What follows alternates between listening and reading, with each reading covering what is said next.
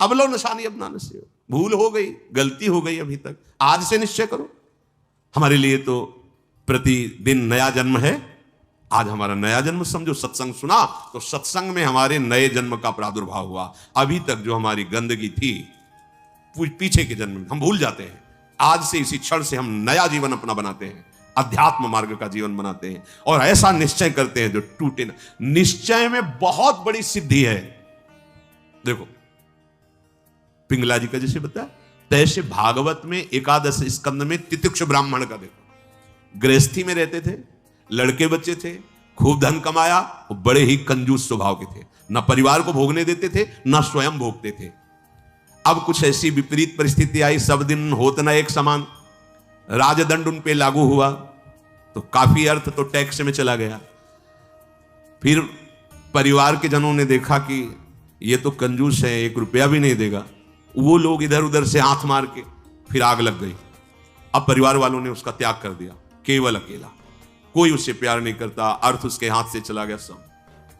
अब विचार किया कि मेरा पूरा जीवन निकल गया, उत्तम वर्ण में जन्म हुआ था, वृद्धावस्था आ गई, अब क्या होगा, क्या होगा? जिनको मैंने पाला पोषा, जो बड़ी मेहनत से धन कमाया, तो सब नष्ट हो गया, परिवार वाले कोई देखते ही नहीं। जानते हो उसका निश्चय, देवता इस बात के साक्षी हैं कि आज से मैं अपने जीवन को श्री भगवान के चरणों में समर्पित करता हूं, सब कुछ सहूंगा और निरंतर भगवान का भजन करूंगा। वो इतना बड़ा महापुरुष उसी निश्चय से हो गया कि भगवान उद्धव जी को उसकी कथा सुना रहे हैं। कोई साधना नहीं हुई थी, परिस्थिति ने ऐसा निश्चय करवा दिया। तो जरूरी है वो परिस्थिति आवे तब तुम निश्चय करो। क्या सत्संग में तुम निश्चय नहीं कर सकते तो परिस्थिति का इंतजार करोगे कि ऐसी विपत्ति आवे, ऐसी ठोकर लगे, ऐसी दुर्दशा हो तब तुम निश्चय करो? अरे उसके पहले ही निश्चय कर लो तो दुर्दशा काहे को होगी। ऐसा नहीं कि उसका जीवन मंगलमय हो गया। अब उसके कर्मों का क्षय करने के लिए जब वो संन्यास भाव लेकर विचरण करता, भिक्षा मांगता, तो लोग थूकते, स्पष्ट लिखा हुआ मूत देते, बांध देते, पीटते, उसकी भिक्षा छीन लेते, पर वो अंदर अंदर विचार करता नहीं, किसी का दोष नहीं है इसमें किसी का दोष नहीं। तो ये कर्म का है, ये कर्म का प्रभाव तो शरीर पर पड़ेगा। ये मुझे दुख क्यों हो रहा है? बहुत बहुत सुंदर मतलब चिंतन उनका बना। तो क्या देवता है? इस दुख का कारण देवता है? नहीं, देवता भी तो केवल हमारे शरीर को ही पीड़ा दे सकते हैं। मेरे को क्यों हो रहा है? काल नहीं, वो तो आत्मस्वरूप है, उसका भी प्रभाव इसी शरीर पर होगा। मेरा स्वरूप तो कालातीत है। तो फिर क्या है? ब्रह्म। हाँ, ये ब्रह्म है। मैं तो निर्विकार चिदानंद अपने स्वरूप में स्थित हो गया, ब्रह्मबोध संपन्न महापुरुष हो गया हो। और तितिक्ष ब्राह्मण नाम से वर्णन किया है भगवान ने। इसलिए निश्चय में बड़ी सामर्थ्य है, हमारा निश्चय बड़ा ढुलमुल है। इसलिए प्रार्थना है, बहुत बड़ा मार्ग मिला है आपको, इसे भगवत मार्ग कहते हैं, अध्यात्म मार्ग कहते हैं। ये अंतिम जन्म वालों को मिलता है, जिनका आखिरी जन्म होता है। अगर चूक करोगे तो व्यर्थ तो नहीं जाएगा, पर और समय लग जाएगा। काहे कुछ समय बर्बाद करो, आज निश्चय करो। गोस्वामी जी कह रहे, देखो निश्चय, गोस्वामी जी बाल्यावस्था से भगवान में रत थे, ऐसा नहीं है कि वो भजन नहीं करते थे, ऐसा नहीं है। जन्म हुआ था तब बोले थे राम, जैसे बच्चा रोता है ना, तो गोस्वामी जी रोए नहीं थे, राम बोले थे, इसलिए राम बोला नाम पड़ा था। राम बोला, प्रकट हुए थे तभी राम। तो ऐसा भी नहीं था कि आसक्ति नहीं थी शरीर में या अन्य, ऐसा भी महापुरुष जन लीला दर्शाते हैं, वो हमारी हिम्मत के लिए। पत्नी में चित्त आसक्त था, एक दिन के लिए भी कभी मायके जाने के लिए अनुमति नहीं दी थी। और उसी पत्नी के मुख से जब ये बात निकली कि जितना तुम्हें इस शरीर में आसक्ति है, पूरी कथा अगर राम जी में होती तो जीवन तुम्हारा धन्य हो जाता। नेत्र को पत्नी रूपी गुरुदेव ने नेत्र खोल दिए। कहीं से भी गुरुदेव सावधान कर सकते हैं, कहीं से भी, बस कदम मुड़ गए। क्योंकि ऐसा नहीं था कि राम भक्ति ली, निश्चय कर लिया, अब लो नशानी, अब ये गोस्वामी जी का ही पद है, अब इंद्रियों के बस में हो के नहीं नहीं, बहुत सही बोला। अगर ये स्थिति, ये आसक्ति राम जी में होती तो जीवन धन्य हो जाता। अब पायो नाम चारु चिंतामणि, उर करते न खसई हो, अब लो नशानी। अब समझ गए, समझ गए। अब हृदय से एक क्षण के लिए भी राम नाम नहीं छोड़ूंगा। और जानते हो, महापुरुषों में सर्व शिरोमणि हुए गोस्वामी तुलसीदास। ये तो अवतार लीला महापुरुषों की है, ये हमारे लिए बताया है आचरण करके कि भगवान नाम में इतनी सामर्थ्य है कि ऐसे आसक्त वृत्ति को भी कैसे निरासक्त कर देते हैं। हमें चाहिए जो भी, चाहे गृहस्थ मार्ग में हो चाहे विरक्त मार्ग में हो, दोनों मार्ग जाते ही प्रभु के चरणारविंद में है। अपने मार्ग की वृत्तियों को जानिए, समझिए और धर्मानुसरण बर्ताव कीजिए और नाम निरंतर जपते रहिए, तो जीवन यात्रा का विश्राम, जो गोस्वामी जी कह रहे हैं, पायो परम विश्राम, विश्राम ही नहीं, पायो परम विश्राम, राम समान प्रभु नाही कहूं। ये विश्राम कैसे मिला? कहते भगवान शंकर को साक्षी करके कहता हूं, अगर थोड़ा भी मिथ्या हो तो हमारी जीभ गल जाए, मेरा जो कुछ भी बना राम, ये दो अक्षर मेरे माई बाप हैं, इन्होंने ही हमें, बस आप हृदय की बात महापुरुषों के, ये दो अक्षर राधा, यही देख लेना आप। चलो देखो, बहुत समय तक विषय संयोग ना होने पर ऐसा ना समझ लिया जाए कि हम निर्विषय हो गए। बहुत ये चोर हैं, बहुत छुप कर रहते हैं और चिंगारी की तरह रहते हैं। फूस मिल जाए तो ज्वाला बनने में सेकंड लगता है। ध्यान रखना, 20 वर्ष 30 वर्ष बिल्कुल निर्विकार, संयोग नहीं। लगता है कि अब हमें कौन परास्त कर सकता है। चिंगारी है, फूस मिला ज्वाला बन जाएगी, जिसे नारद जी ने कहा तरंगवत, और संयोग बना तो समुद्रवत, डूब जाओगे, निकलना मुश्किल हो जाएगा। जब तक भगवत साक्षात्कार ना हो जाए, जब तक आपको अपने शरीर का अहम स्मरण करता भोक्ता भाव है, तो ईमानदारी से सावधानी पूर्वक अपने धर्म का पालन करते हुए प्रिया प्रीतम का निरंतर स्मरण, यही हमारे जीवन का परम लक्ष्य होगा। इसी से हमें परमानंद की प्राप्ति होगी। जिस समय हम ये सोचते हैं कि अब हमें कोई भी धर्म विरुद्ध आचरण नहीं, एक आनंद की वृत्ति आती है, देखना और जिस समय हम सोचते हैं गलत ढंग से विषय सेवन, उसी समय जलन पैदा हो जाती है। जिसके सोचने में जलन पैदा होगी, उसका परिणाम क्या होगा? क्या होगा आप विचार करो। जिसके सोचने में हमारे जलन हो रही, तो उसका परिणाम तो ज्वाला होगा। धर्म से चलो। चक्रवर्ती सम्राट महाराज अम्बरीश जी चक्रवर्ती सम्राट होते हुए भक्तों की शिरोमणि हुए। आप क्या भगवत आनंद प्राप्त नहीं कर सकते गृहस्थ में रहकर?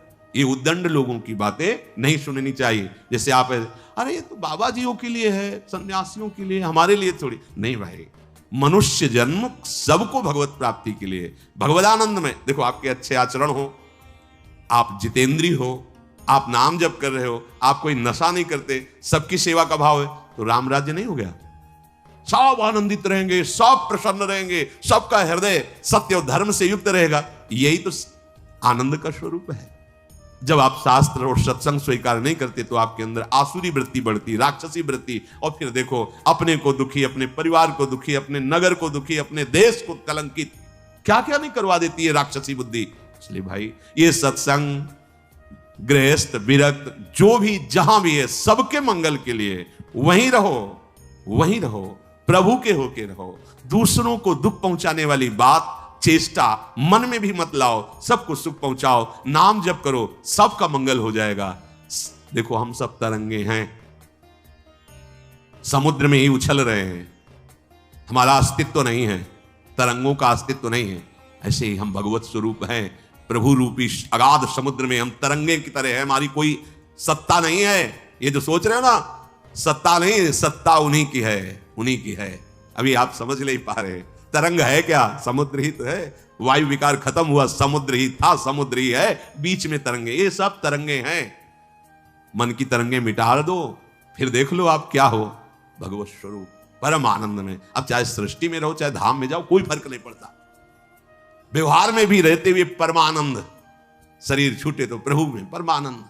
उसी के लिए तो हम प्रयास करें, जितनी चेष्टाएं कर रहे हैं, सुख के लिए ही तो कर रहे हैं। हे भाई, आप कोई भी हो, गृहस्थ हो, विरक्त हो, कोई भी हो, धर्म से चलो, नाम जप करो, सबकी सेवा की भावना अंदर रखो, तो मनुष्य जीवन का लाभ मिल जाएगा। ये उद्दंडता पूर्वक तर्क वृत्ति रखोगे तो अभी सौभाग्य मिल रहा है सुनने का। धीरे धीरे समय ऐसा आ जाएगा, आपको शत वार्ता सुनने को नहीं मिलेगी। देख लेना, सत वार्ता जिसके श्रवण मात्र से हमारे हृदय में आनंद का स्फुरण हो और हम उस आनंद के बल से निर्विषय हो जाएं, वो वार्ता सुनने को नहीं मिलेगी। फिर और समय आएगा, धर्म सुने नहीं काना, कलिकाल बिहाल की मनुजा, नहीं माने को अनुजा तनुजा। सब होश में अभी समय है, तर्क वितर्क छोड़ो, जैसा शास्त्र सदगुरुदेव संत जन कह रहे हैं वैसी बात मान लो, निहाल हो जाओगे, परमानंद में मगन हो जाओगे। ये हम बुद्धि की बात नहीं कहते कि तर्क वितर्क आप करें, तर्क सत्संग तर्क नष्ट करने के लिए होता है। हृदय में देखो, बहादुरी जबान से कहने की नहीं है, ये हृदय की बात है। ये यहां युद्ध होता है, पता नहीं क्यों बनी हुई है। वेद विद्या पढ़त, कर्म धर्मन करत, जलप तन कलप की अवधियानी, चारुगत छाण संसार भटकत भ्रमत, आस की पास नहीं तोरी जानी। स्पष्ट वर्णन है, इसका मनन हुआ है गुरु कृपा से, तब हम आपको कह रहे हैं मनों का निरीक्षण करके। आस की पास नहीं तोरी जानी, सकल स्वार्थ करत, क्योंकि आस की पास नहीं तोरी जानी तो सकल स्वार्थ करत, रहत जन्मत मरत, दुख और सुख के होत मानी, अरे छाण जंजार कैसे न निश्चय धरत, एक किन रमत हरिवंश बानी। क्यों निश्चय नहीं करते, उस आस की पास को क्यों नहीं तोड़ देते। वैराग्य मार्ग का पथिक हूं या भगवत मार्ग का पथिक हूं, प्राण त्याग सकता हूं पर एक कदम अधर्म भूल न दे कुमारक नहीं, ऐ मन अब नहीं, शरीर नष्ट कर दूंगा पर धर्म नहीं नष्ट करूंगा। भगवत मार्ग, ये आस की पास बड़े दुलार से रखे हुए हैं, कभी तो अभी नहीं, कभी तो ये क्यों रखे हुए हो। यही तुम्हें भगवदानंद की अनुभूति वर्तमान में नहीं करने दे रही, यही आस की पास। अभी निश्चय करो जिस मार्ग में चले हो, नहीं नहीं नहीं, अभी शुद्ध ज्ञान स्फूर्ति होने लगेगी।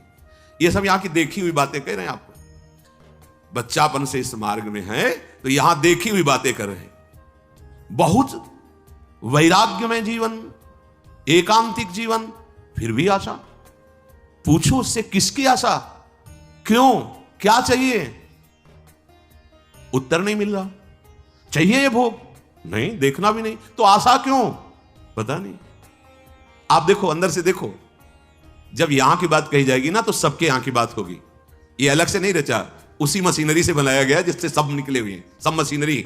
इसीलिए कि तो हमारे मन की बात कर रहे हैं, वो तुम्हारे मन की बात नहीं कर रहे, संपूर्ण सृष्टि की बात कर रहे हैं।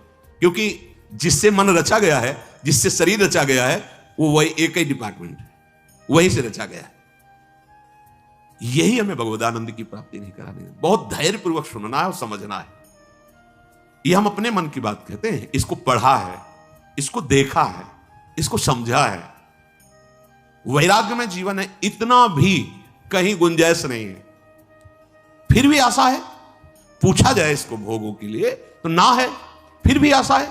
ये क्यों है, यही छाण जंजार क्यों न निश्चय धरत, निश्चय क्यों नहीं कर रहा तू, तेरे निश्चय की कमी के कारण ये आशा की फांसी बनी हुई है।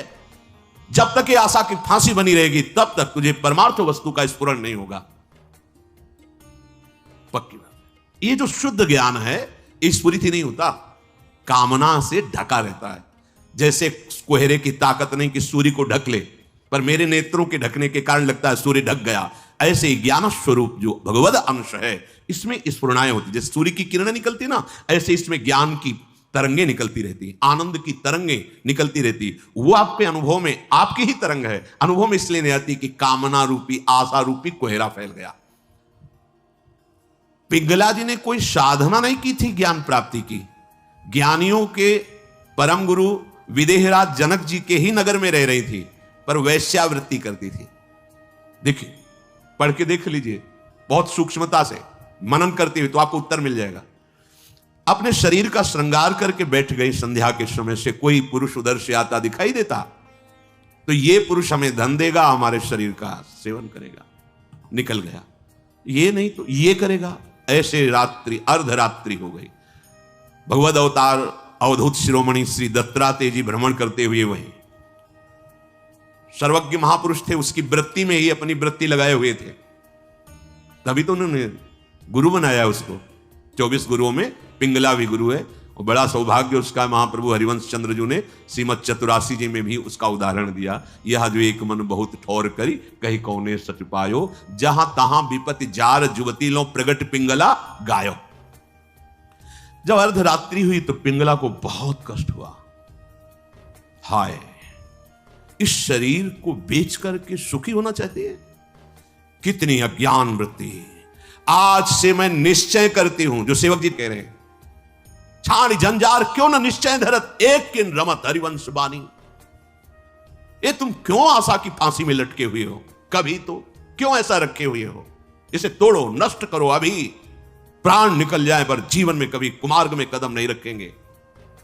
पिंगला जी ने निश्चय किया, आज के बाद मैं कभी भी किसी पुरुष का संयोग नहीं करूंगी, किसी को नहीं देखूंगी, अपने हृदय में विराजमान सबके हृदय बिहारी भगवान का वर्ण करती हूं और मन वचन कर्म से उनकी आराधना कर। उसी समय इतनी पवित्र हो गई, वो महापुरुष बन गई कि भगवान दत्तात्रेय जी ने 24 गुरुओं में उसको रख लिया, एक गुरु पिंगला जी को बनाया। क्या साधना की थी? विरति हो गई अपनी वृत्ति से और निश्चय दृढ़ कर लिया, और फिर कभी फिसली नहीं। तो बड़े बड़े आचार्य कोटि के महापुरुषों ने निष्ठा के लिए उसका उदाहरण दिया। जहां ता विपति जार जुगती लो, प्रगट पिंगला गायो, आशा ही परमम दुखम नैरास्यम परमम सुखम। आज के बाद कभी नहीं, मर जाऊंगा कभी नहीं। अभी अभी भगवदानंद स्फूर्त होने लगे, अभी ज्ञान विज्ञान स्फूर्त होने लगेगा। हिम्मत नहीं पड़ रही, इस बात का निश्चय करने की हिम्मत नहीं पड़ रही। क्यों? क्योंकि आपको आशा है, भोग में सुख है। हिम्मत कर लीजिए तो आप अभी जीवन मुक्त अवस्था में पहुंच जाएंगे, क्योंकि उस अवस्था में पहुंचने के लिए कोई बाहरी क्रियाओं की आवश्यकता नहीं, वो हमारा स्वरूप है। हम जीवन मुक्त थे, जीवन मुक्त है, जीवन मुक्त रहेंगे। हमने अपनी स्वतंत्रता को, भगवदानंद को कामना और आशा की फांसी में बांध दिया है, हम ही को तोड़ना पड़ेगा। इसलिए छाणी जंजार क्यों न निश्चय धरत, आगमा पाइनो अनित्यास्तांश तिक्षस्व भारत। ये आने जाने वाले विकारों में तुम इतने कमजोर हो गए कि तुम आशा की फांसी बांधे हुए हो, तो परमम दुखम, दुख ही भोगना पड़ेगा। श्रीपाद कह रहे हैं, इस शरीर या किसी भी शरीर को जो मानव देह प्राप्त हुआ है, ये परम सुख प्राप्ति के लिए। कीड़ा मकोड़ा छोटे छोटे जीव इन सुखों में विचर रहे हैं। मानव देह धर के जो कुमार्गगामी वृत्तियों से तुम सुख भोगना चाहते हो, छोटे छोटे कीड़े मकोड़े भी इसी सुख में। फिर तुम्हारी शरीर की महानता क्या रही? प्रज्वालयति समस्त देहम कामाग्निना प्रमोहयति, दृष्ट्वैव च नवतरुणी कुतस्तर्हि स्वार्थ सिद्धिम प्रत्याशा। हे भाई, ये नौ तरुण अवस्था जो शरीर की होती है, किसी की हो, स्त्री की या पुरुष की, यदि तुम इस मोह जाल से आवृत रहोगे तो ये सदैव तुम्हें जलाती रहेगी, कभी भी भगवत सिद्धि प्रदान नहीं होने देगी। भगवत सिद्धि नहीं। बहुत समय लंबा निकल जाता है अगर सत्संग ना मिले, सावधान ना हो। हितधाम में एक 65 वर्ष के प्रार्थना कर रहे थे कि मेरी पूर्व से वृत्ति स्वयं के द्वारा तो मैं आज खुलकर सभा में कह रहा हूं कि मैं आज उस गलती से बहुत परेशान हूं और आज भी वही मेरे से गलती होती है। मैंने प्रणाम किया था उनको कि धन्य है कि आप इतने हिम्मत वाले हैं कि भरी सभा में आप ऐसा अपनी बात कह रहे हैं, क्योंकि आप मन से अलग होकर बोल रहे हैं, तभी आपको बोलने की हिम्मत आई। अगर मन में तदात्म होता तो आप नहीं बोल सकते थे। कि ये हमारे द्वारा पाली हुई वृत्ति है, हमारे द्वारा ही इसका त्याग होगा। भगवान श्री सुखदेव जी को इसीलिए सबसे बड़ा वैरागी कहा गया है। 16 वर्ष की अवस्था है, शरीर का भान नहीं, दिगंबर है, कोई शरीर पे वस्त्र नहीं, और भगवान के चिंतन में मगन है। इसी अवस्था में त्याग और वैराग्य की। अब जब ये इंद्रियां काम नहीं कर रही, मन बुद्धि और सब मलिन, तो अब वो ढेर है, कुछ भी निर्णय नहीं निकल सकता। बहुत संस्कार गंदे हो जाते हैं यौवन अवस्था में। अहो भाग्य है जो इस यौवन अवस्था में संयम नियम धारण करके अपनी वासनाओं को। श्रीपाद कह रहे हैं, हे वृंदावन धाम, हम पे कृपा करो, हमारे मुख में नाम चले, हमारा हृदय इस काम आदि की आशाओं को त्याग करके प्रिया प्रीतम के चिंतन में डूबे। ये आपकी कृपा से होगा और वो कृपा हम सब पे है। सत्संग मिल रहा है रोज, ये प्रातःकालीन बेला में जो शब्द जा रहे हैं, इनको अंदर से पकड़ो। केवल धर्म, गृहस्थ धर्म की पूर्ति के लिए बकाया उदासीन रहो। इस वृत्ति को अगर आप अपने अंदर अपनाए रहोगे तो सब छुटवा देगा। ध्यान रखना, सब छुड़वा देगा। ये वैराग्य का वेश, ये धाम, ये प्रिया प्रीतम, ये नाम, ये महिमा, कुछ नहीं हो रहा है, चिंता मत करो। आप भगवत प्राप्ति होगी। धाम में हो ना, भगवत सहारे हो ना, भगवत आश्रित वेश धारण, कुमार्गगामी वृत्ति का जो आशा की फांसी उसको छोड़ दो, फिर आप देखो भजन होगा। आप करोगे नहीं, स्वाभाविक होगा भजन, स्वाभाविक ज्ञान विज्ञान की वृत्तियां उत्पन्न होगी, आप आनंदित हो जाओगे।